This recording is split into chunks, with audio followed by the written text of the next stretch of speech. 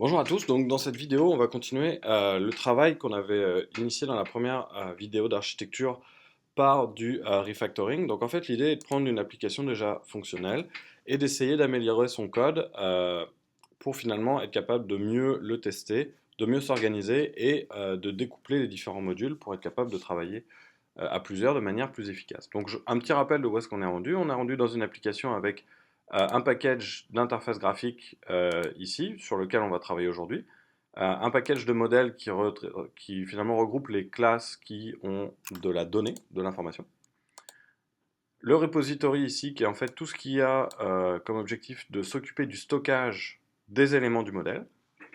Et la couche de service, où on avait regroupé les différents éléments de logique applicative. Donc les différentes exceptions qui pourraient arriver, les cas extrêmes, et surtout comment manipuler les objets du modèle indépendamment de comment ils vont être stockés.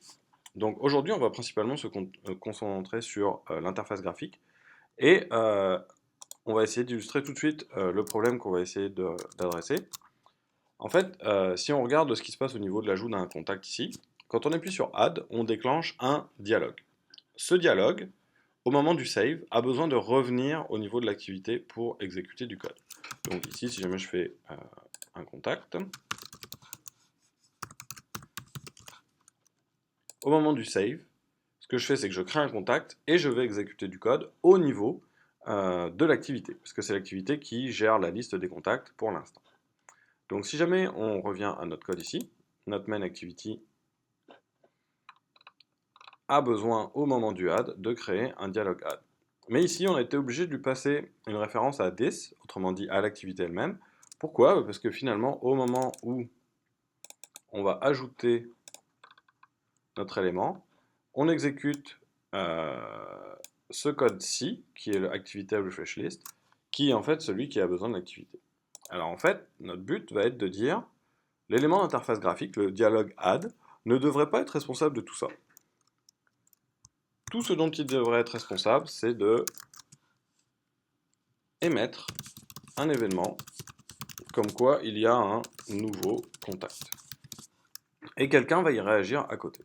Donc notre but va être en fait au niveau de ce schéma-là, d'éviter que dialog add connaisse directement activity, et plutôt qu'il émette un événement add event sur un event bus, et que ce event bus s'assure de dispatcher finalement, répartir, réémettre le message vers toutes les personnes qui pourraient être intéressées par ce message. Donc on va voir comment mettre en place le Event Bus. Alors le Event Bus, c'est une librairie. En fait, on va utiliser Guava, une librairie Google, qui est basée sur l'idée de PubSub. Donc pub pour publish, donc publier, et sub pour subscribe, donc souscrire, s'abonner. Autrement dit, certains objets vont s'abonner à un type d'événement, d'autres vont les émettre, et évidemment, à chaque fois que quelqu'un va émettre un événement, tous ceux qui se sont abonnés vont le recevoir. Donc on va voir comment mettre ça en place. Alors la première chose qu'on va faire, c'est au niveau de GUI, on va aller créer un sous-package qu'on va appeler Events. Et dedans, on va aller se créer un singleton qui va nous permettre, donc on va appeler Bus, et qui va nous permettre d'aller accéder à un Event Bus de Guava. Alors la première chose à faire avant tout ça, c'est quand même d'aller importer la librairie Guava. Donc Guava, vous la trouvez tout simplement dans Google en tapant Guava. Ça sera le premier élément que vous trouvez. Et ici, on va aller télécharger le jar. Donc, il va arriver au niveau de mes téléchargements. Donc, c'est le Guava 17.jar. Alors, petit rappel, pour ajouter une librairie à un projet, on fait tout simplement un copier-coller dans le répertoire libs, ici. Donc, au niveau de mon application est relativement simple. Donc, je vais avoir un unique event bus. Il serait possible de déclarer plusieurs objets de type event bus. Pour faire de l'isolation à travers même les différents canaux d'événements. Là, on va avoir juste besoin d'un. Donc, on va aller créer notre event bus ici et se débrouiller pour y avoir accès sous forme d'un singleton, comme ceci.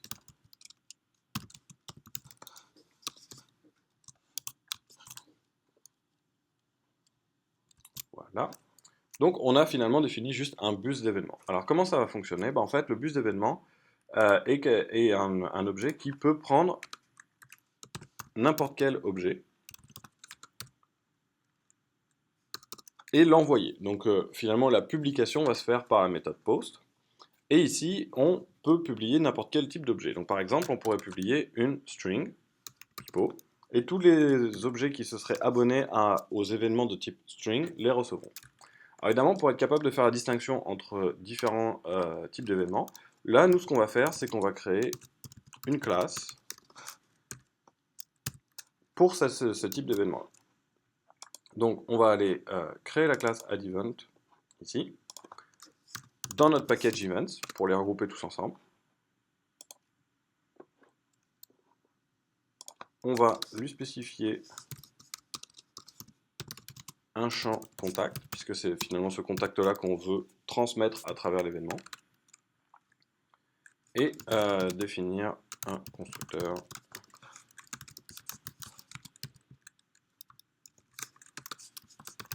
qui permet de garder le contact. Voilà, donc finalement ce qu'on a fait là maintenant, c'est de dire notre dialogue add, quand il a fini de mettre en place un contact, tout ce qu'il fait c'est le publier sur le bus. Alors au niveau du main activity, il va falloir dire que nous on veut réagir à cet événement. Alors pour dire ça, tout ce qu'on va faire c'est qu'on va définir une méthode qui va être annotée subscribe. Alors les contraintes sur cette méthode, il faut qu'elle soit void, elle peut avoir n'importe quel nom. Donc ici on va l'appeler handle add result. Autrement dit, on va gérer le résultat d'un ajout. Et il faut qu'elle prenne le type du paramètre qu'on va prendre en paramètre, auquel on doit réagir. Donc voilà, une fois qu'on a fait ça, qu'est-ce qu'il va falloir mettre dans ce code-là? Finalement, c'est exactement le même code que ce qu'on avait dans dialog add. Donc, qu'est-ce qu'il s'agissait de faire? On faisait en fait un ajout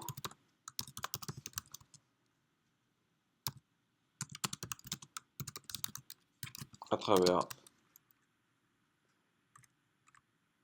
le service.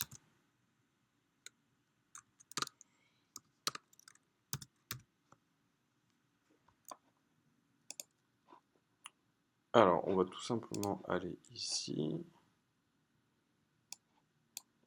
Oups, pardon.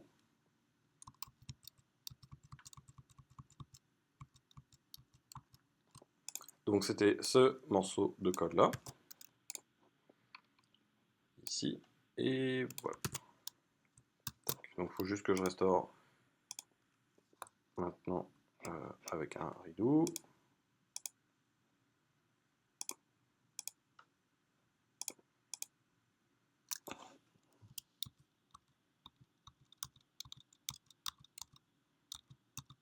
Et voilà. Donc finalement ce qu'on dit c'est que d'un côté on va poster notre événement et de l'autre côté on dit qu'on va s'y abonner. Alors ce qui change ici c'est qu'évidemment on n'a plus besoin de dire activity point puisqu'on est déjà dans l'activité. Et ici au niveau du contexte, pour le récupérer on va simplement faire un this.getApplicationContext. Alors ce qu'on doit sauver au niveau du contact ici, c'est pas directement C, mais ça va être la variable C de notre événement qui nous a été passé en paramètre. Donc voilà, cette méthode va réagir à l'envoi de l'événement. Donc la première chose à faire, c'est évidemment s'assurer que notre application continue à fonctionner de manière normale. Donc on la relance, et on va normalement se rendre compte que tout fonctionne correctement. Alors pour l'instant, elle ne s'est pas encore arrêtée, c'est en cours. Alors, un des gros avantages aussi au niveau de cela, c'est que si jamais, par exemple, on voulait qu'un nouvel événement, comme un event logger, réagisse à notre premier événement, eh ben, on peut très simplement le rattacher à notre événement, et juste en créant l'objet, on n'aura pas à modifier le dialog add, il va juste émettre l'événement, mais il sera distribué à un nouvel objet. Donc on va voir comment mettre ça en place juste après notre vérification. Donc là, ce qu'on va faire, c'est qu'on va ajouter un nouvel élément, comme, et là, il ne se passe rien. Alors, pourquoi il ne se passe rien? En fait, la notation subscribe ne suffit pas pour que Guavas connaisse l'objet qui va avoir éventuellement un handler. Il va falloir faire un appel explicite au niveau du onCreate pour dire au bus que l'objet courant, donc this, est un objet qui contient des handlers. Donc c'est ce register-là. À partir du moment où on fait ça, qu'est-ce que va faire le bus? Il va scanner la classe, l'objet, et essayer d'aller chercher les méthodes qui ont la notation subscribe pour les déclencher. Donc cette fois-ci, on repart notre application. Et c'était la troisième étape nécessaire pour que la gestion de l'événement se fasse au complet. De l'envoi ici. Alors en fait, dans l'ordre, ce qui se passe, c'est main activity s'enregistre comme étant un traitant de ce type d'événement.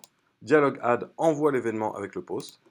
Et le bus, au moment du post, va savoir que cette méthode-là est un traitant à partir du moment où on a subscribe ici. Donc cette fois-ci, on va y retourner pour ajouter un élément avec les trois champs AJ. On le voit s'ajouter. Et si jamais on en rajoute un autre avec le même courriel, et bien cette fois-ci, on va voir le message d'erreur apparaître ici, comme quoi l'utilisateur est déjà existant. Donc on n'a rien changé à la logique applicative de notre application. Tout ce qu'on a changé, c'est qu'on a coupé le lien direct entre Dialog Add et Main Activity. Alors un bénéfice supplémentaire, c'est éventuellement si on était dans un cas de debug et qu'on voulait éviter de mettre des logs partout, on pourrait se faire une classe qu'on va appeler EventLogger qui elle-même serait dotée de méthodes pour traiter ce type d'objet. Donc par exemple, on pourrait faire un handle add event et ici tout simplement faire un log.i logger en mettant le e.toString.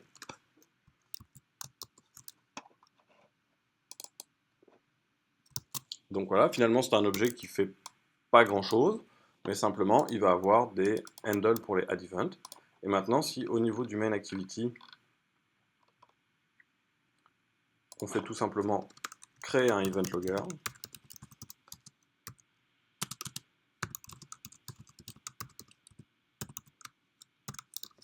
normalement cet objet-là va recevoir les objets, les différents événements de type add event.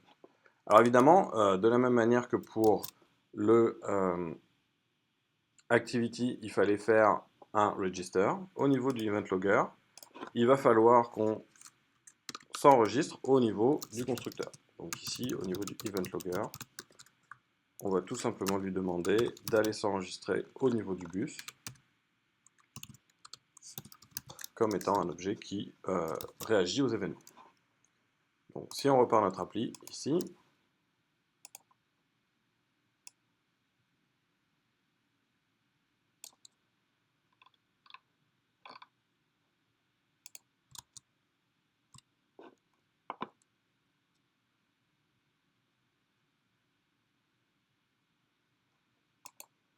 on va aller ajouter un nouvel élément.